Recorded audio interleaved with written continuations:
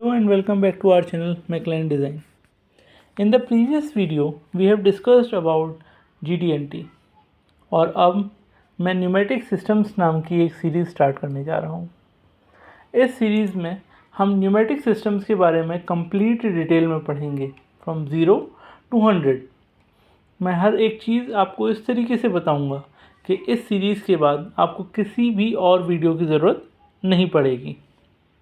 तो हम शुरुआत करते हैं न्यूमेटिक सिस्टम्स से और इस वीडियो में हम केवल इंट्रोडक्शन की बात करेंगे अबाउट द न्यूमेटिक सिस्टम्स।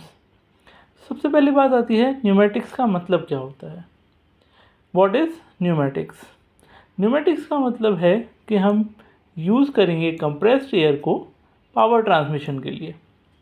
मतलब कि जो आपका कंप्रेस्ड एयर है उसके थ्रू हम किसी भी तरीके का एक्चुएशन यानी कि किसी भी तरीके का मोशन अचीव करेंगे। जैसे ये सिलेंडर है, यहाँ पे लीनियर मोशन अचीव होता है। इसी तरीके से एक रोटरी यूनिट भी होती है जहाँ पे हम रोटरी मोशन अचीव करते हैं। फिर कुछ ग्रिपर्स आते हैं जहाँ पे हम क्लैंपिंग एक्शन या फिर रेसिप्रोकेटरी एक्शन अचीव करते हैं। ये क्लीन है again because you are using air in it. Safe है कि लीकेज के केस में हमारे सराउंडिंग में अगर कोई चीज़ लीकेज हो भी जाती है तो भी उसका कोई ख़ास फ़र्क नहीं पड़ता है, वो फ्लेमेबल नहीं होती है। फास्ट है, फास्ट ऑटोमेशन है। तो हमें ये पता है कि as compare to the hydraulic system it is very fast. आगे हम कंपैरिजन भी पढ़ेंगे हाइड्रोलिक, न्यूमेटिक और इलेक्ट्रिकल सिस्टम्स में। आगे बात करते हैं, ये वाइडली यूज़ किया जाता है मैन्युफैक्चरिंग में। हमने बहुत सारी ऐसी CNC VMC मशीन्स देखी हैं जहाँ पे न्यूमेटिक सिस्टम्स का यूज़ होता है। आगे बात करते हैं कंप्रेस्ड एयर ही क्यों? कंप्रेस्ड एयर इजीली अवेलेबल है, एक्सप्लोसिव एरियाज़ में सेफ़ है। अगेन जैसे मैंने बताया कि अगर थोड़ा बहुत लीकेज भी है तो वो फ्लेमेबल नहीं है। आगे बात करते हैं fast response. It gives very fast response as compare to the hydraulic system. Low maintenance because इसके सिस्टम बहुत ही चीप और बहुत ही अफोर्डेबल होता है। जैसे कि मैंने बताया कंप्रेस्ड एयर, कंप्रेसर यूनिट के थ्रू सराउंडिंग एयर को कंप्रेस करके अपने टैंक में रखा जाता है। आगे बात करते हैं, जैसे मैंने अभी डिस्कस कर ही रहा था कि हाइड्रोलिक सिस्टम, न्यूमेटिक सिस्टम और इलेक्ट्रिकल सिस्टम में क्या डिफरेंस है। हाइड्रोलिक सिस्टम जो है बेसिकली वो बहुत हाई पावर डेंसिटी देता है। न्यूमेटिक सिस्टम में पावर डेंसिटी आपकी लो टू मीडियम रहती है और इलेक्ट्रिकल सिस्टम में हाई रहती है। यहाँ पे I want you to focus कि यहाँ पे मैंने वेरी हाई लिखा है और यहाँ पे मैंने हाई लिखा है, यानी कि hydraulic system will give more power density as compare to the electrical system.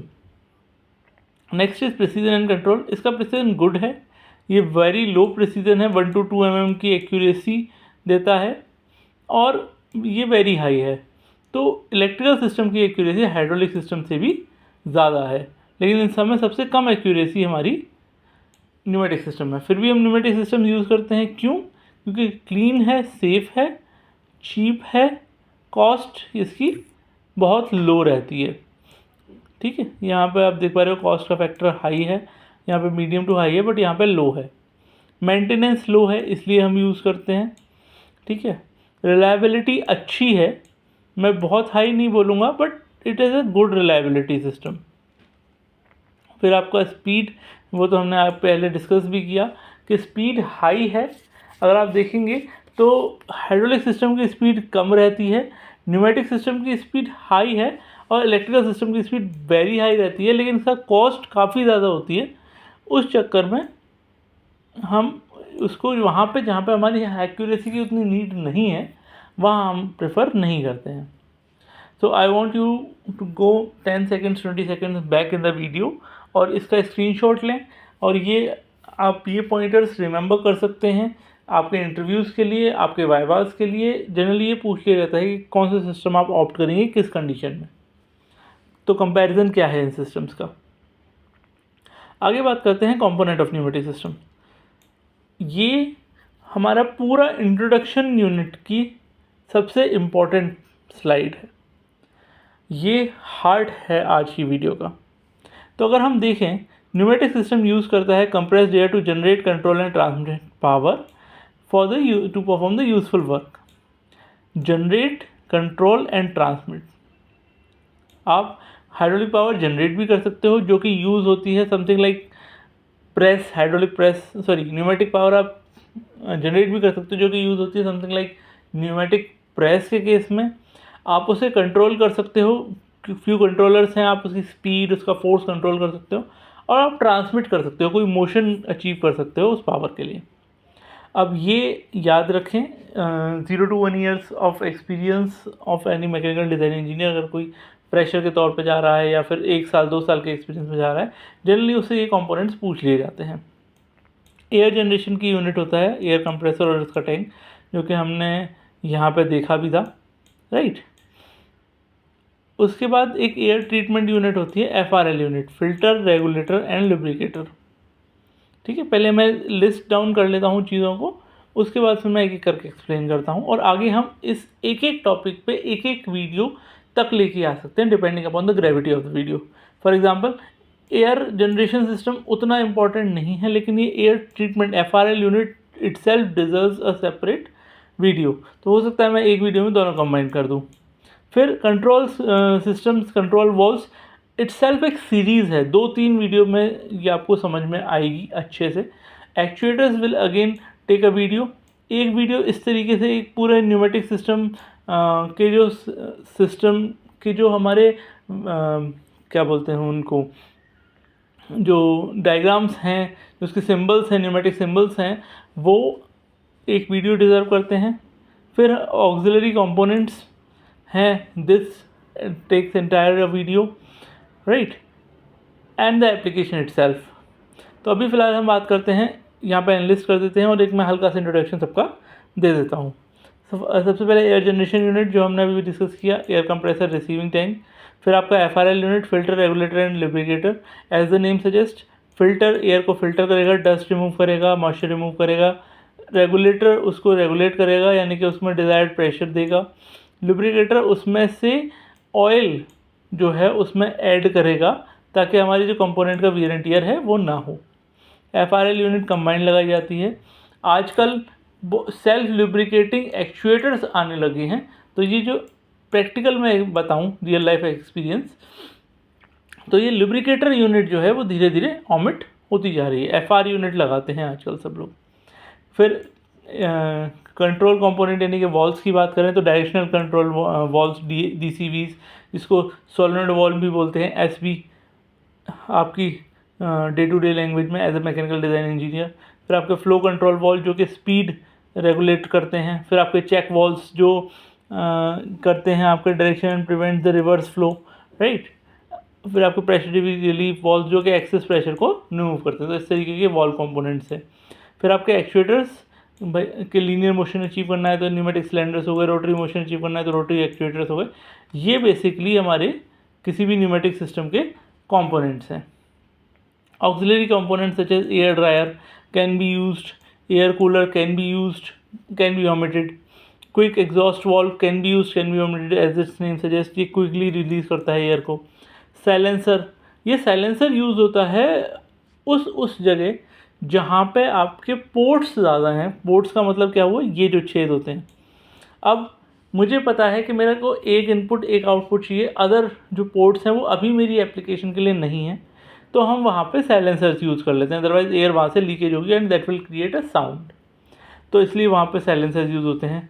फिर होल्स और फिटिंग्स, ये जो वायर है, सॉरी ये जो पाइप है इसको होल्स बोलते हैं, और ये फिटिंग्स जहाँ जहाँ पे आप एक पाइप को 2 पाइप में कन्वर्ट किया, छोटे बड़े को मर्ज किया, इस तरीके से ये छोटी छोटी फिटिंग्स यूज़ होती हैं। मैनीफोल्ड एक बेसिकली ब्लॉक है जहाँ पे बहुत सारे हमारे डायरेक्शन कंट्रोल वॉल्व्स लगाए जाते हैं। फिर प्रेशर गेजेस, जहाँ जहाँ आपको लाइन में प्रेशर की ज़रूरत पड़ती है वहाँ पे।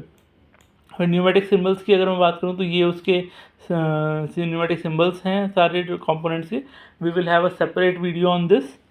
तो इस तरीके से हमारा पूरा फ्लो रहता है सिस्टम में। एयर का कंप्रेसर है, फिर रिसीवर है, फिर FRL यूनिट है, फिर कंट्रोल वॉल्व है, उसके बाद एक्चुएटर्स, और जहाँ जहाँ हमें नहीं है ज़रूरत वहाँ पे साइलेंसर्स। तो बेसिकली ये मोस्ट इम्पॉर्टेंट स्लाइड थी। अगर कुछ नहीं समझ में आया है, just go 10-20 seconds back, take screenshot, understand the whole thing again. आपको दिमाग में याद हो जानी चाहिए as an introduction of a pneumatic system कि ये जो है ये फ्लो ऑफ न्यूमेटिक सिस्टम। आज की वीडियो का टेक आउट आपके लिए यही रहेगा। I want you to all write it down. सबसे पहले एयर कंप्रेसर, फिर टैंक। आप ऐसे समझिए, आप प्रैक्टिकली सोचिए कि सबसे पहले जो हमारी जो एयर है वो कंप्रेसर उसे कंप्रेस करेगा, कंप्रेस करने के बाद कहीं तो स्टोर करना होगा, that will be your tank. उसके बाद जो एयर है वो कंटामिनेटेड होगी, भैया डस्ट है, डर्ट है, तो उसको हम ट्रीट करेंगे, यानी कि फ़िल्टर रेगुलेटर अपने अकॉर्डिंग। फिर कंट्रोल वाल्व बेसिकली कंट्रोल करेगा हमारी फाइनल एक्चुएशन यूनिट को, कि जो हमारी रोटरी सिस्टम हम अचीव करना चाह रहे हैं या लीनियर मोशन में हम अचीव करना चाह रहे हैं, उसको कंट्रोल तो कोई करेगा, ऑन ऑफ स्विच तो कोई होगा उसका, तो वो हमारे कंट्रोल वाल्व। और अगेन वो एक्चुएशन से पहले ही लगना चाहिए, ठीक है। तो एफआर यूनिट के बाद कंट्रोल वाल्व के बाद एक्चुएटर, और जहाँ जहाँ मेरे पोर्ट्स ओपन रह गए वहाँ वहाँ मेरा ये एग्जॉस्ट यानी कि साइलेंसर। अगर साइलेंसर के बिना एग्जॉस्ट करेंगे तो it will create a very high sound. तो again I am repeating it, air compressor, tank, FR unit, control valve, actuator and the exhaust through silencers. ये आपको सबसे इंपॉर्टेंट चीज़ है समझने के लिए। आगे बात करते हैं एप्लीकेशन की। देखिए, इसका इस्तेमाल पिक एंड प्लेस यूनिट में, आप मैकेनिकल डिज़ाइन इंजीनियर होंगे, हो सकता है एस्पिरेंट हो, एस्पिरेशनल मैकेनिकल डिज़ाइन इंजीनियर हो। आपने एक वर्ड सुना होगा SPM, स्पेशल पर्पस मशीन। वहाँ पे आप इंडस्ट्रियल ऑटोमेशन करते हो, पिक एंड प्लेस यूनिट्स बनाते हो, पैकेजिंग सिस्टम्स बनाते हो, मटेरियल हैंडलिंग वाले सिस्टम बनाते हो, न्यूमेटिक सिस्टम का यूज़ करते हो ऑटोमोटिव मशीन में, मशीन टूल्स बनाते हो, फूड एंड बेवरेजेस में, टेक्सटाइल में, फिर आपके प्रिंटिंग इंडस्ट्री में, मेडिकल इंडस्ट्री में, ट्रांसपोर्टेशन में ये ऑटोमेटिक डोर्स हैं, ये क्लोज होते हैं with the help of this pneumatic system. तो बहुत सारे इंडस्ट्रियल यूज़ हैं इसके। आगे आप बहुत सारे ऐसे pick and place systems design करेंगे जहाँ पे आप अपना मोशन अचीव करने के लिए, अगर आपकी एक्यूरेसी उतनी ज़्यादा डिमांडिंग नहीं है तो आप कॉस्ट इफ़ेक्टिव पर्पज़ से न्यूमेटिक सिस्टम को अचीव लेंगे। कॉस्ट एफिशिएंट है, ये क्लीन है, सेफ़ है, रिलायबल है, ठीक है। Again I am repeating, safe है, रिलायबल है, फास्ट है, लो मेंटेनेंस है, क्लीन है और कॉस्ट इफेक्टिव है। दीज आर द एडवांटेजेस जो हम बहुत बार रिपीट कर चुके हैं, अब तो आपको याद भी हो गए होंगे। Over the other electrical and hydraulic we have these much advantages. हाँ, मैं फिर रिपीट कर रहा हूँ कि आपकी एक्यूरेसी उतनी हाई डिमांडिंग नहीं होनी चाहिए। आगे बात करते हैं लिमिटेशन की। तो वही, क्लीन है, कॉस्ट इफेक्टिव है, सिंपल है, रिलायबल है, हाई स्पीड है, ओवरलोड प्रोटेक्शन जो हमने अभी क्विक रिलीज वॉल्व वगैरह देखे उनके थ्रू हो जाता है, easy to store and transport, again air ही है और कोई बहुत बड़ा क्या बोलते हैं उसे, बहुत बड़ा सिस्टम नहीं है, बहुत ही ईजीली एक टैंक में आप you can store the things, right. And then flexibility है उसकी कि आप उसको बाद में किसी भी तरीके से मॉडिफाई कर सकते हैं। फॉर एग्जांपल यहाँ पे आपने एक टी वॉल लगा दिया, तो यहाँ से मैंने एक सिलेंडर और अटैच कर लिया जो कि मेरा एक साथ एक्चुएशन कर सकते हैं। फॉर एग्जांपल अगर यहाँ पे आपको इस तरीके से सेंटरिंग करनी है, राइट, 2 सिलेंडर्स इस तरीके से मोशन अचीव करना है, तो एक ही सॉलिड बॉल से, ताकि वो एक साथ ही एक्चुएट हो जाए, तो आप इस तरीके से बाद में अचीव कर सकते हो। नेक्स्ट, इसकी limitation, low force input as compare to the hydraulic, हमने देखा ही है कि उतना पावर डेंसिटी नहीं दे पाता, एक्यूरेसी नहीं है, मैं स्टार्टिंग से वही बोल रहा हूँ। एयर लीकेज कैन अकर, देखो मैं क्लीन जब बोला आपको तो मैंने बोला कि अगर एयर लीकेज होगा तो हमें कोई दिक्कत नहीं, मैंने उससे ये नहीं बोला कि एयर लीकेज नहीं होगी, एयर लीकेज की पॉसिबिलिटी रहती है। अगर साइलेंसर ना लगाएं तो बहुत हाई नॉइज़ होती है, साइलेंसर से भी नॉइज़ कम्प्लीटली ओमिट नहीं होती, there would be a chances of noise, moisture and contamination, इसलिए हम एफआर यूनिट लगाते हैं। और कई बार एफआर यूनिट मेल फंक्शन करने की वजह से हमारे कंपोनेंट्स भी ख़राब हो जाते हैं। एयर स्टोरेज रिक्वायरमेंट, हमेशा एक टैंक की रिक्वायरमेंट होगी ही होगी। इलेक्ट्रिकल सिस्टम में आपको इस तरीके से कोई हैवी टैंक की रिक्वायरमेंट नहीं होती, लेकिन मोस्टली केसेस में आजकल फैक्ट्रीज़ में एक सेपरेट एयर प्रिपरेशन यूनिट होती ही है, तो इस वजह से ये उतना वो नहीं है। But you can enlist it. Lower efficiency, over efficiency electrical system के कंपैरिजन में कम होती है बिकॉज ऑफ द लीकेजेस। ठीक है, तो समरी की अगर मैं बात करूँ तो ये आइडल एप्लीकेशन अगर आपकी हाई स्पीड सेफ्टी और लो कॉस्ट है तो ये आइडल एप्लीकेशन है। ठीक है, आगे बात करते हैं। ये पूरा समरी मेरा वीडियो की। Now we are at the end of the video, so it is just a small summary. हम लोगों ने बात की थी कि न्यूमेटिक्स का मतलब है कि हम कंप्रेस्ड एयर को जनरेट, कंट्रोल एंड ट्रांसमिट करेंगे पावर। कंप्रेस्ड एयर से हम जनरेट करेंगे, कंट्रोल करेंगे और ट्रांसमिट करेंगे पावर को। ठीक है, फिर मैंने बताया था कि कंप्रेस्ड एयर ही क्यों क्लीन है, सेफ़ है, इजी टू ट्रांसपोर्ट है, कॉस्ट इफेक्टिव हो गया। ओवरलोड प्रोटेक्शन में हमने क्विक रिलीज वॉल्व वगैरह लगाए हैं, रिलायबल है, हाई स्पीड ऑपरेशन है। फिर हमने एक अच्छा खासा टाइम दिया था इसको कि हमने हाइड्रोलिक और न्यूमेटिक पे और इलेक्ट्रिकल एक्चुएटर्स में कंपैरिजन किया था। फिर हमने एडवांटेजेस डिसएडवांटेजेस की बात की थी। फिर मैंने एक न्यूमेटिक सिस्टम का एक आपको ओवरव्यू दिया था कि उसमें क्या क्या यूनिट्स लगती हैं। फिर हमने इंडस्ट्रियल एप्लीकेशन के बारे में भी डिस्कस किया था। तो ये एक ओवरऑल वीडियो की समरी है। I again repeat, the most important thing of the whole video is द comparison between the pneumatic, hydraulic and electrical systems that can be used in your viva, and to understand as a mechanical design engineer आगे pneumatic system समझने के लिए आगे इस life को जीने के लिए आपको सबसे ज़्यादा इम्पॉर्टेंट है आपका न्यूमेटिक सिस्टम का ओवरव्यू। आपको ये लर्न हो जाना चाहिए कि सबसे पहले आपको एयर प्रिपरेशन करनी है। तो एयर कंप्रेसर, कंप्रेस्ड एयर को कहीं ना कहीं सेव करोगे तो आपका एयर टैंक या एयर रिसीवर। फिर आप उसको एक्चुअल आगे सिस्टम में प्रोपोगेट करने से पहले उसे ट्रीट करोगे तो एयर ट्रीटमेंट यूनिट यानी कि FRL।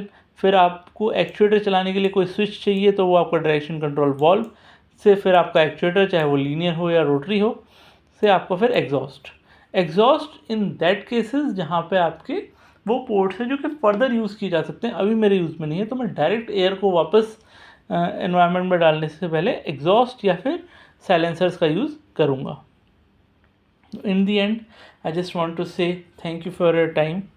ये जस्ट एक इंट्रोडक्शन वीडियो है अबाउट द न्यूमेटिक सिस्टम्स। आगे हम एक एक टॉपिक को बहुत ही डिटेल में समझेंगे और इस सीरीज़ के बाद आई अश्योर यू कि आपको किसी भी और वीडियो को देखने की ज़रूरत नहीं पड़ेगी and you will learn the whole pneumatic system and it will be in your body. आपको ऐसा याद हो जाएगा कि आपके बॉडी में, आपके बिहेवियर में आ जाएगा। कोई अगर सोते हुए भी उठाएगा और वो पूछेगा कि हमारे न्यूमेटिक सिस्टम के कंपोनेंट्स क्या हैं, FR क्या है और FR का सिंबल क्या है, अगर ये कोई सर्किट डायग्राम है तो उसका क्या मतलब हुआ। आप ये सीरीज़ देखिए, you learn everything. In the end I just want to say thank you. Please like, share, subscribe. आपके लाइक से यूट्यूब और ज़्यादा पुश करता है मेरी वीडियो को। सब्सक्राइब कीजिए क्योंकि ऐसे और कंटेंट मैं लाऊं। And please share it among your other fellow design engineers, other fellow colleagues, and thank you for your time.